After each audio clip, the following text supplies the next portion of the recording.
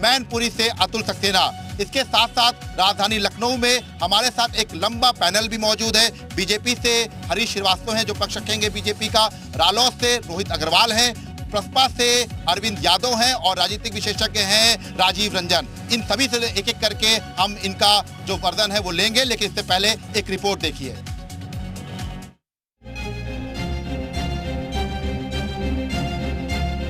तीन सीटों पर होने वाले उपचुनाव के प्रचार का शोर आखिरी दौर में है। अब से थोड़ी ही देर बाद रैली, जनसभा और नुक्कड़ सभाओं का सिलसिला थम जाएगा। ऐसे में प्रचार के आखिरी दिन राजनीतिक दिग्गज पूरी ताकत झोंकते नजर आए। मैनपुरी से सपा प्रत्याशी डिंपल यादव ने जसवंत नगर में रोड शो किया और अपने समर्थन में वोट मांगे। सम्मानित जन जो आज मुझे यहाँ नजर आ रहे हैं, मैनपुरी लोकसभा में चुनाव प्रचार का आज आखिरी दिन है और समाजवादी पार्टी ने पूरी ताकत झोंक दी है। तस्वीरों में हम दिखा रहे हैं, ये जसवंत नगर की तस्वीरें हैं। मैनपुरी लोकसभा में जसवंत नगर विधानसभा आती है, यहाँ की तस्वीरें हैं। अनोखा नजारा है। डिंपल यादव खुद रोड शो कर रही हैं और लगातार लोगों से जन समर्थन मांग रही हैं, क्योंकि लगातार जसवंत नगर विधानसभा जो है वो तस्वीर तय करती है। तो लगातार जो है वो जसवंत नगर का ये रोड शो चल रहा है। डिंपल यादव के साथ अंशुल यादव भी मौजूद है, अंकुर यादव भी मौजूद है। लगातार ये नजारा जसवंत नगर का है और यहाँ के लोग लगातार फूलों की वर्षा कर रहे हैं। सपा के लिए मैनपुरी में साख की लड़ाई है, लिहाजा प्रचार के आखिरी दिन सपा मुखिया अखिलेश यादव भी मैदान में डटे दिखाई दिए।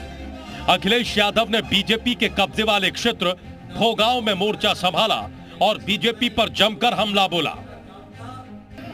हमारे बाबा मुख्यमंत्री जी को समाजवाद पढ़ने के लिए ओशो की किताब मिली, बताओ। और हमारे मुख्यमंत्री कितने अच्छे हैं, समाजवाद सीख रहे हैं ओशो से। तो अगर समाजवाद वहां से सीख रहे हैं तो किताब पूरी भी पढ़ते होंगे वो लोग। और फिर ये कह रहे हैं कि बेचारी डिंपल को फंसा दिया, यही अखबार में छपा है ना। पता नहीं कौन क्या बता रहा है। प्रचार के आखिरी दिन सपा मुखिया ने मैनपुरी में डेरा डाला, तो वहीं प्रदेश बीजेपी के अध्यक्ष भूपेंद्र चौधरी खतौली में डटे रहे। प्रदेश अध्यक्ष ने राजकुमारी सैनी के समर्थन में चुनाव प्रचार किया। बहरहाल मैनपुरी, रामपुर और खतौली में 5 दिसंबर को वोटिंग होनी है। नतीजे 8 दिसंबर को आएंगे। उपचुनाव की अग्नि परीक्षा में असली टक्कर सपा और बीजेपी के बीच मानी जा रही है। ब्यूरो रिपोर्ट, जी मीडिया।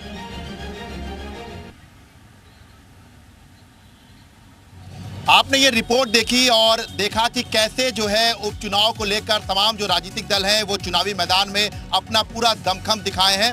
अब हम सीधे चलते हैं रामपुर, जहां पर हमारे सहयोगी जेपी हैं और बताएंगे कि आजम के गढ़ का क्या कुछ हाल है। बिल्कुल, देखिए विशाल, हम रामपुर में और रामपुर का रण आज देखिए, आज जो चुनावी शोर है वो थोड़ी देर में थम जाएगा। हालांकि रैलियां अब बिल्कुल खत्म हो गई हैं क्योंकि अंधेरा हो गया। अभी जयंत चौधरी ने, मैं जिस किला मैदान में वहां पर रैली की, और इसके अलावा आकाश सक्सेना जो बीजेपी के उम्मीदवार है उन्होंने डोर टू डोर प्रचार किया है। लेकिन तमाम लोग हैं और रामपुर का चुनावी मूड जल्दी जल्दी इन लोगों से समझ लेते हैं। हमारे साथ जुबेर साहब है। जुबेर साहब वो शख्सियत है जिन्हें 2019 में तंजीन फातिमा के खिलाफ चुनाव लड़ा था, लेकिन अब समाजवादी पार्टी में आ गए। अब साइकिल की सवारी कर रहे हैं, लग रहा है यहाँ से साइकिल निकल जाएगी। पक्का? कैसे भाई, हम जो आ गए साइकिल के साथ। अच्छा। यस, क्योंकि जिस व्यक्ति ने 2019 में आजम खान साहब की मिसेस के अगेंस्ट इलेक्शन लड़ा हो, वो अगर यदि साइकिल के साथ आ गया तो यकीनी बात है कि हाथी और साइकिल एक हो गया। बीजेपी वाले कह रहे हैं हमारी जीत तय है। नहीं, वो तो खाम ख्याल ही है उनकी। अच्छा। देखिए, अभी आपने चौधरी चरण सिंह साहब के पोते आए थे। हाँ। आपने देखा क्या उनकी भावना है। वो एक ऐसे दादा के बेटे हैं कि हिंदुस्तान में हमारी उम्र के आदमी जान सकते हैं। यानी आजम खान अपना गढ़ बचा पाएंगे? अरे बच गया, बचा पाने की क्या मतलब है? आपको लग रहा है आजम खान अपना गढ़ बचा पाएंगे? बहुत मुश्किल है साहब, बहुत मुश्किल है, इम्पॉसिबल है। क्यों? देखिए साहब, मैं मुस्लिम पासमानदा समाज का जिला अध्यक्ष हूँ। हाँ। और उन्होंने हमेशा हमारी अनदेखी की है। बिल्कुल जेपी, आपने आजम खान के जो गढ़ है उसका पूरा हाले जो है दास्तां किया। और हम अब सीधे चलते हैं मैनपुरी, जो नेताजी की सीट थी, वहां पर हमारे सहयोगी हैं अतुल, वो बताएंगे कि क्या कुछ राजनीतिक दलों का वहां पर दमखम दिखाई पड़ रहा है, रोड शो कितना कारगर हो रहा है। जी अतुल। देखिए, बिल्कुल चुनाव प्रचार के बंद होने से पहले डिंपल यादव ने यहाँ जसवंत नगर में शक्ति प्रदर्शन यानी रोड शो किया। रोड शो में भारी भीड़ यहाँ पर जुटी। मुलायम सिंह यादव जिंदाबाद के अलावा समाजवादी पार्टी जिंदाबाद, डिंपल भाभी जिंदाबाद के नारों से पूरा जसवंत नगर जो है वो गुंजायमान हो गया। तो ये एक बड़ा मैसेज देने का काम किया। अंतिम समय चल रहा था और यही तस्वीर, क्योंकि जसवंत नगर सीट है, शिवपाल सिंह यादव यहाँ से विधायक हैं और ये बड़ी जीत, जो लोकसभा चुनाव होता है उसमें बड़ी जीत यानी बड़े मतों को आगे ले जाने का काम ये सीट करती है। जसवंत नगर सीट जो है वो लगातार जो है शिवपाल सिंह यादव को जिताती रही लंबे समय तक। हमारे बीच अन्नू मौजूद हैं जो हमारे सहयोगी। अन्नू, क्या लग रहा है इस बार इनका जो बड़े स्तर पर इन्होंने डिंपल यादव ने रोड शो किया, क्या मैसेज देने का काम किया, कैसा लग रहा है ये? बिल्कुल, ये जसवंत नगर जो विधानसभा है ये पूरे मैनपुरी लोकसभा की अहम जसवंत नगर विधानसभा मानी जाती है और यही जो जसवंत नगर विधानसभा जो पूरे लोकसभा की दिशा और दिशा तय करती है।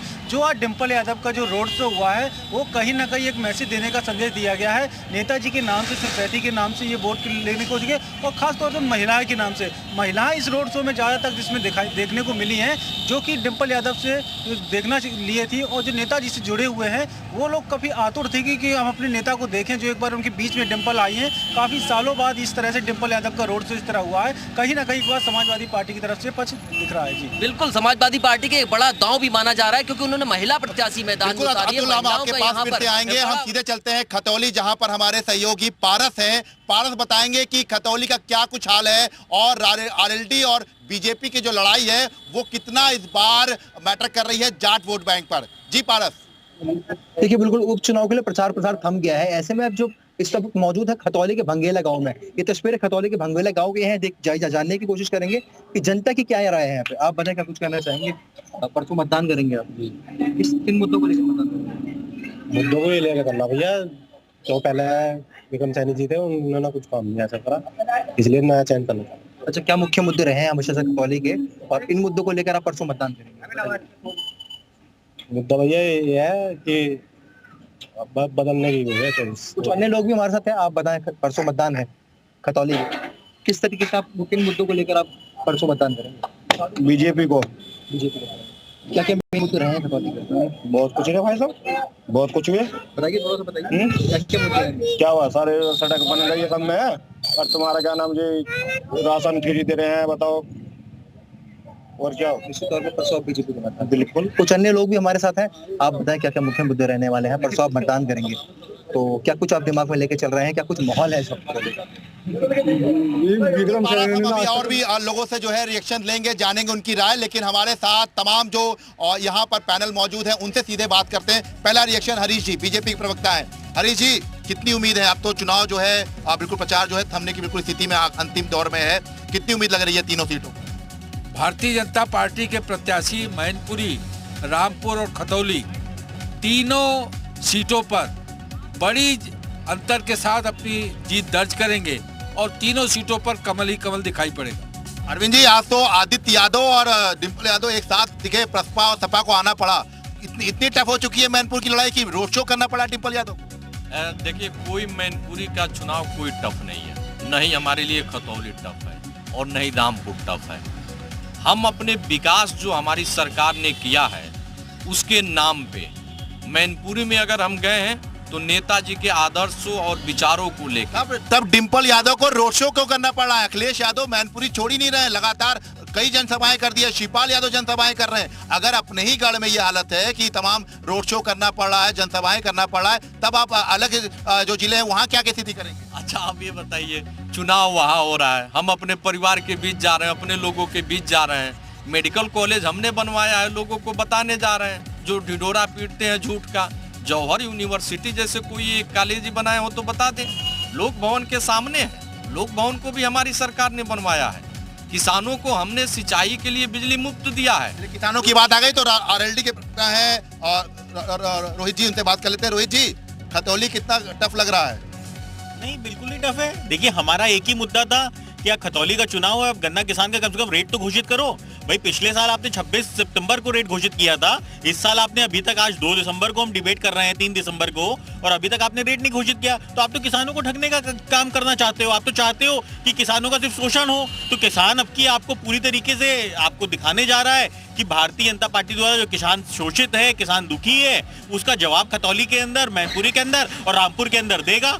तो ये जो स्थिति है, ये बहुत ही दर्दनाक स्थिति है, बहुत ही गंभीर स्थिति है कि भारतीय जनता पार्टी द्वारा निरंतर जनता का शोषण किया जा रहा है। गड्ढा मुक्त का वादा करते हैं, पर गड्ढा युक्त सड़कें आप कहीं भी देख सकते हैं। हम विधानसभा के सामने हैं, आप देख लीजिए इस रोड पे चल के, और आपको गड्ढे ही गड्ढे मिलेंगे। तो आप विधानसभा के सामने अगर रोड पे गड्ढे नहीं भर पा रहे हैं, तो आप उत्तर प्रदेश के गड्ढे कैसे भरेंगे?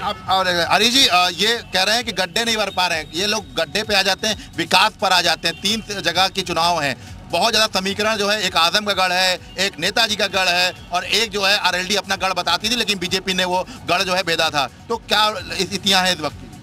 देखिए, मोदी और योगी का जो मैजिक है, वो आज भारतीय जनता पार्टी का नेतृत्व लोगों के दिलों में बसा है। जिस तरह से सबका साथ, सबका विकास, सबका विश्वास, सबके प्रयास को लेकर के चारों तरफ विकास ही विकास दिखाई पड़ रहा है, तो जो विपक्ष के जो प्रचार हैं, जो भ्रामक प्रचार है, जो झूठ है, वो पूरी तरह से जनता जनार्दन ने उसको ध्वस्त कर दिया है।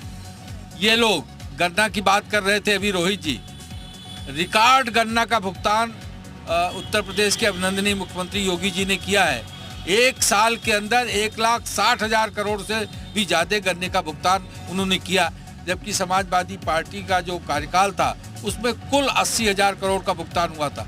दुगने से भी ज़्यादा का गन्ना किसानों को भुगतान किया गया है। और आप देखिए, बिजली गांव-गांव आ रही, बिजली लोगों तक पहुंचती नहीं थी, किसान अंधेरे में रहता था। कोई ऐसा जनपद नहीं, कोई ऐसा गांव नहीं जहां बिजली अब 16 घंटे 18 घंटे न रहती।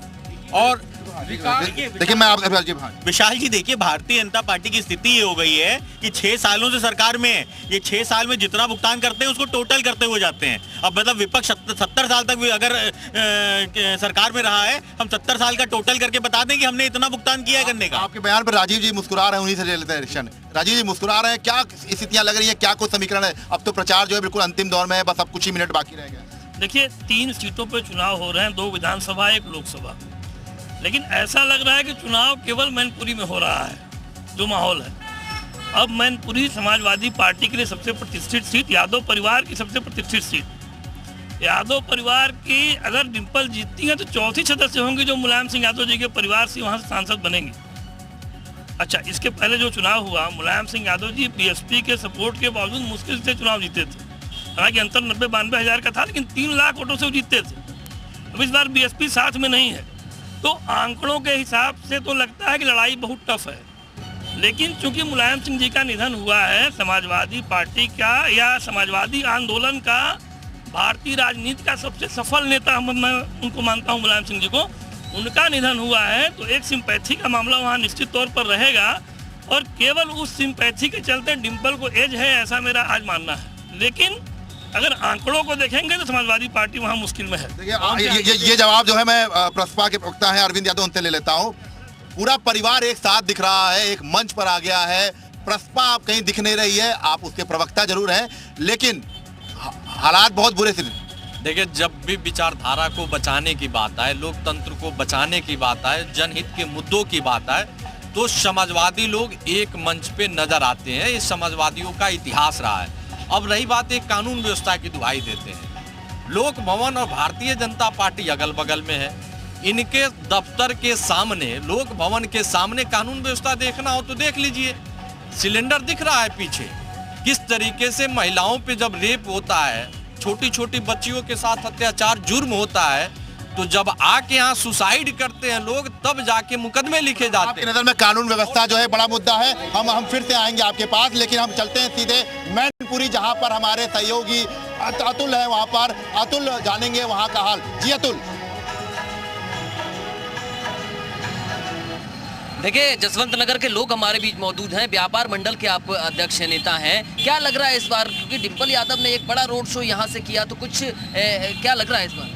इस बार जैसा कि चुनाव बहुत कठिन है, लेकिन ये जसवंत नगर कर्म भूमि माननीय नेताजी की है, और और जहां हम यहाँ खड़े हुए हैं इसी चौराहे पर लगभग 35 वर्ष पहले माननीय नेताजी मुलायम सिंह यादव ने चुंगी के खिलाफ आंदोलन यहीं से शुरू किया था। तब से जसवंत नगर का जुड़ाव है।